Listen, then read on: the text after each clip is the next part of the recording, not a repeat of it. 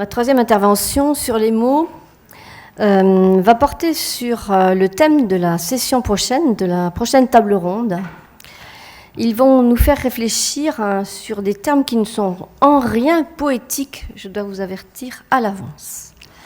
Néanmoins, ils vont se raccrocher à certaines idées que nous venons d'entendre et qui ont trait au thème de la protection. Donc le thème de la prochaine table ronde, c'est sauvegarder les droits de la personne, nos responsabilités au quotidien. Et en effet, je vais commencer par ce qui concerne la protection. Ensuite, d'autres termes qui vont venir au fur et à mesure.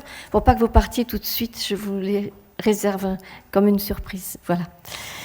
Donc, le premier, comme je disais, c'est la question de la protection et toute la terminologie de la protection. Parce que je me suis rendu compte qu'il y avait deux grands modèles de la protection et sans faire exprès, on emploie tantôt l'un, tantôt l'autre. Auparavant, je dirais que dans le langage médical, on emploie beaucoup, au même titre que la protection, l'idée qu'il faut prévenir, qu'il faut prévoir et que tous les dispositifs, les stratégies qui consistent à anticiper sont une façon de se précautionner, de prévenir des dangers ou alors de les connaître à l'avance. C'est une façon d'atténuer le risque ou d'atténuer le danger. Donc on a tout ce qui est pré-symptomatique, pré-clinique, pré-diagnostic, pré-ceci, pré-cela, prévention, précaution, voilà. Mais ce n'est pas de cela que je vais parler. Je vais parler plutôt de deux grands modèles qu'on voit justement à l'œuvre dans notre discussion. Le premier, c'est celui de la protection et le second, c'est celui de la défense. Alors la protection, Véronique vient d'en parler, au fond, ça évoque l'idée de toit. Un tectum, c'est le toit, et protegere, c'est mettre un toit, enfin quelque chose de devant soi ou au-dessus de soi. Et si vous vous souvenez d'Astérix, vous voyez comment les armées romaines se protégeaient en faisant la tortue avec leurs grands boucliers, en les mettant au-dessus d'eux ou devant eux et à côté d'eux, de manière à non seulement se protéger, mais aussi repousser l'ennemi, éviter l'agression, éviter la blessure, mais aussi, en quelque sorte, attaquer, porter atteinte.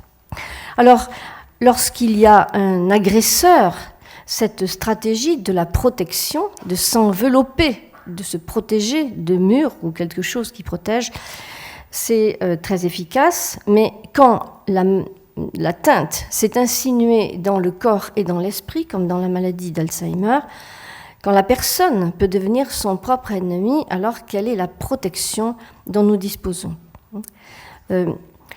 Pour revenir sur un mot qui a été déjà employé, je dirais que protéger, c'est donc envelopper, entourer de murs, de manière à ce que la personne, en quelque sorte, y soit enfermée et n'en sorte pas, ou alors qu'on s'enferme avec elle. C'est une façon un petit peu d'être assiégée, la protection siège. Et je dirais que c'est contenir la personne, c'est contenir le danger. Et contenance, ça n'a rien à voir avec contention. Là, j'attire votre attention. Parce que contenance, ça vient de contenir, et contention, ça vient de contendere, qui veut dire combattre. Tension, tendere, ça n'a rien à voir avec contenir. Donc, la contention ne sert pas à contenir, elle sert à combattre. C'est un acte en quelque sorte de guerre, même s'il est justifié, même parfois momentanément, même si c'est un acte de protection, c'est aussi une valeur d'agressivité, d'agression contre la personne que de faire une contention.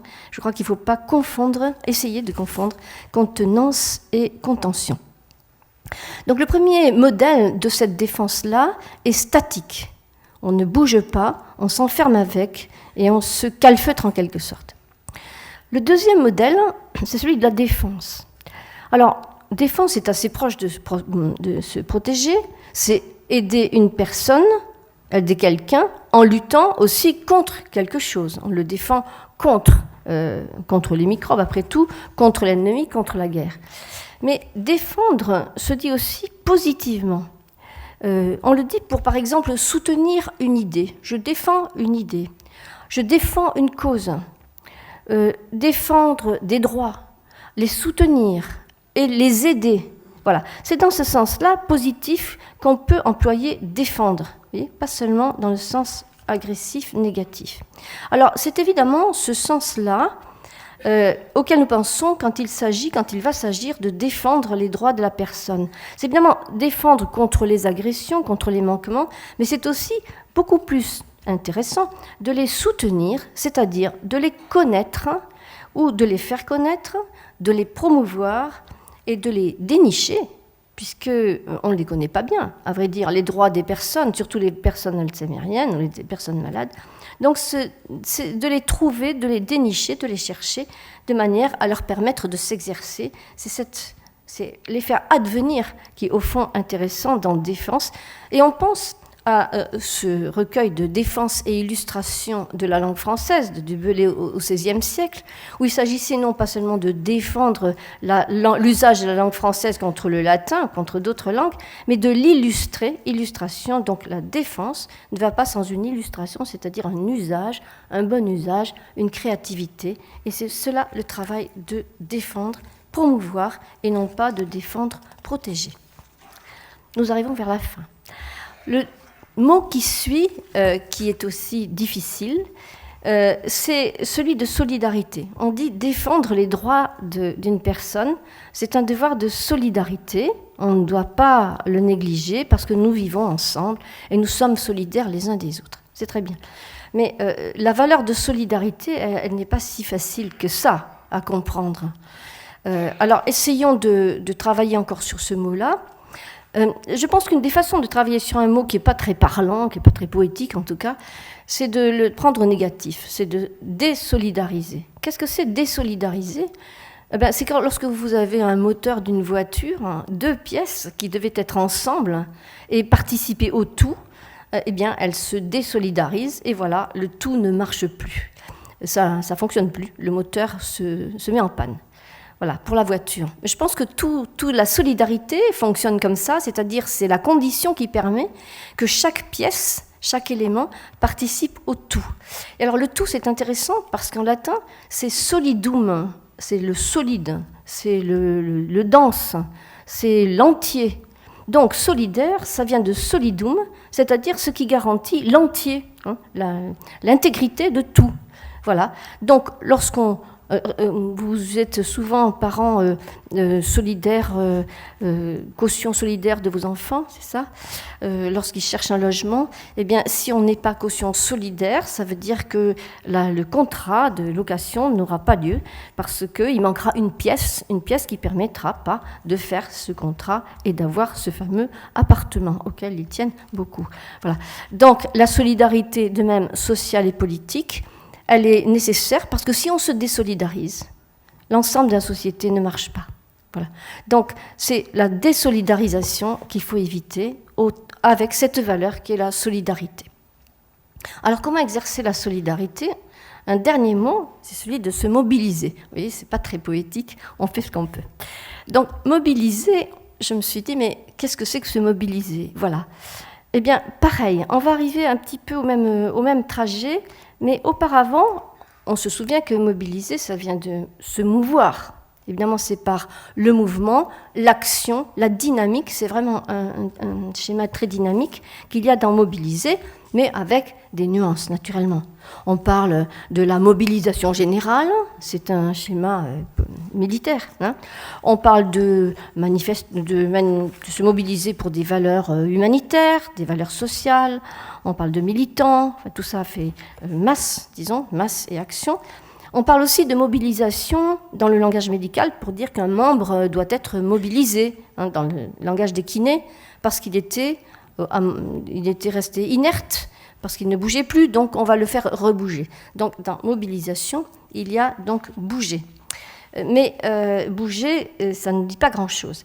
Donc on va penser à démobiliser et à remobiliser.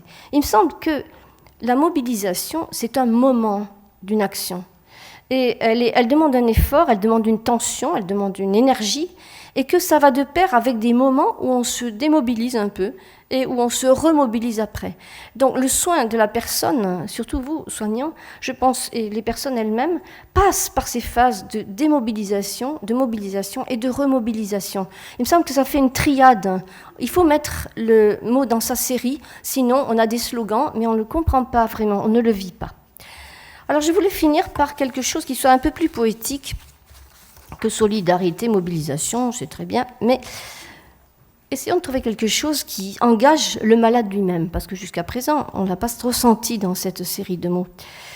C'est l'image du fait de faire équipe. Parce que se mobiliser, on ne se mobilise jamais tout seul. On se mobilise soit en masse, soit même à un petit nombre de gens. Et la notion d'équipe, elle est bonne pour cela.